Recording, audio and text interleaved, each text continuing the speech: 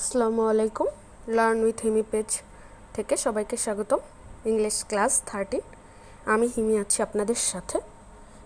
এবারের ক্লাসটা নিয়ে আসতে অনেকটা দেরি হয়ে যাওয়ার জন্য দুঃখিত। পূর্বের ক্লাস আমরা টেন্স শেষ করেছিলাম।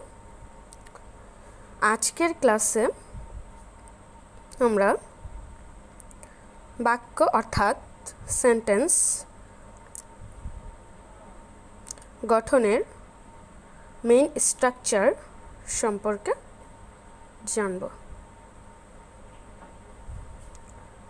আশা করি ক্লাসগুলো দেখলে ফ্রি হ্যান্ড রাইটিং এ আর কোনো সমস্যা থাকবে না। Main structure part 1। রুল 1, পরে বাক্যের শেষে যদি পড়ে, খায়, যায়, করে ক্রিয়া থাকে তাহলে সেই সেন্টেন্সটি ইংরেজিতে গঠন করার জন্য মূল ভার্বের প্রেজেন্ট ফর্ম ব্যবহার করতে হবে সাবজেক্টের পরে। এক্সাম্পল, সে বইটি পড়ে।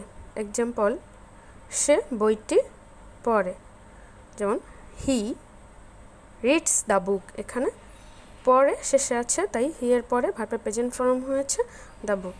রিডসের অ্যাস যুক্ত হয়েছে থার্ড পারসন বলে। তারা ভাত খায়, দে eat rice.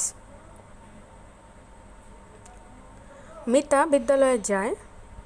Mita goes to school. এখানে Mita third person singular number বলে ভার্বের শেষে অ্যাস যুক্ত হয়েছে। ডি, সে কাজটি করে। She does the work. এখানেও দুয়ের সাথে এস যুক্ত হয়েছে। She third person singular number বলে সে এর পরিবর্তে ব্যবহৃত হচ্ছে রুল 2। পড়ে না, খায় না, যায় না, করে না থাকলে বাক্যের শেষে সাবজেক্টের পর ডোন্ট বা ডাজেন্ট প্লাস মূল ভার্বের প্রেজেন্ট ফর্ম হয়। অর্থাৎ সাবজেক্ট যদি থার্ড পারসন সিঙ্গুলার নাম্বার হয় তাহলে ডাজেন্ট হবে, আর সেটা না হলে ডোন্ট দিয়ে করতে হবে। এক্সাম্পল, সে বইটি পড়ে না। সের পরিবর্তে আমরা হি ব্যবহার করব। He doesn't read the book. এখানে ডাজেন্ট ব্যবহৃত হয়েছে হি থার্ড পারসন সিঙ্গুলার নাম্বার বলে। বি, আমরা ভাত খাই না।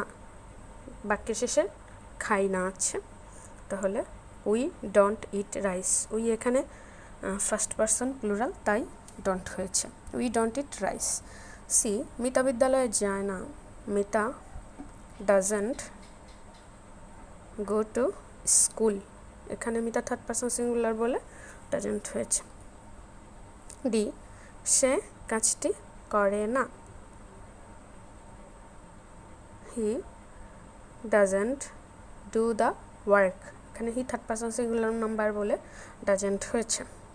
তাহলে আমরা রুল 2টি একদম মুখস্থ করে এক্সাম্পল এক্সারসাইজ করে খুব ভালোভাবে আয়ত্তে নিয়ে আসবো। ক্লাসগুলো নিয়মিত ফলো করলে অনেক কিছুই শিখতে পারবেন ইনশাআল্লাহ।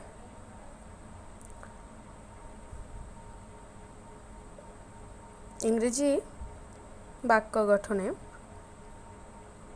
আরও নিয়ম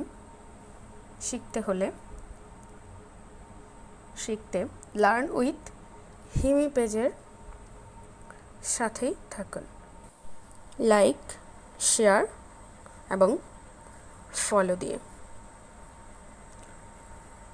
thanks for watching my video.